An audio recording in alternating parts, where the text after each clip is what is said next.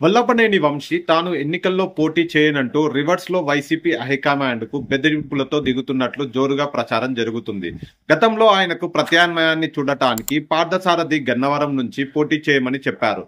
ఈ విషయం తెలిసిన తర్వాత వల్లభనేని వంశీ బాగా హర్ట్ అయ్యారు. పార్థసారథి వద్దనుకున్న తర్వాత కూడా కొంతమంది పేర్లను పరిశీలిస్తున్నారని తెలియడంతో ఆయన నియోజకవర్గం వైపు రావటం మానేశారు.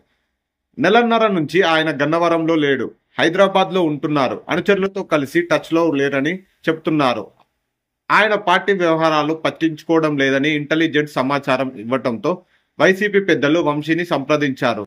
తన వద్ద డబ్బులు లేవని, ఎన్నికల్లో పోటీ చేయనని ఆయన చెప్పినట్లు ప్రచారం జరుగుతుంది. ఇప్పుడు డబ్బులు ఇచ్చి ఆయన్ను పోటీకి దింపాలా, బాగా డబ్బులున్న నేతను వెతుక్కోవాలా అని వైసీపీ ఆలోచిస్తుంది. వంశీతో అడ్డగోలు మాటలు మాట్లాడిన జగన్ రెడ్డి ఆయన అందరికీ శత్రువులని చేశారు. వంశీకి మరో పార్టీలో చోటు దొరకకుండా సరికాదు కదా.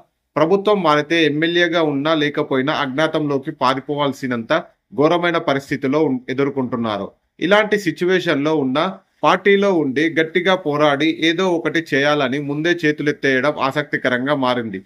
గన్నవరంలో యార్లగడ్డ వెంకట్రావు టీడీపీ తరపున దూకుడు మీద ఉన్నారు. ఆయన తట్టుకునేలేని వంశీ అంటున్నారు. వల్లభనేని వంశీ పారిపోతే కొడాలి నాని ఎందుకు సైలెంట్ గా ఉన్నారు? ఆయనకు కావాల్సిన ఆర్థిక సహాయం చేస్తానని చెప్పి తీసుకువచ్చి గన్నవరంలో తిప్పాలి కదా అన్న ప్రశ్నలు వినిపిస్తున్నాయి.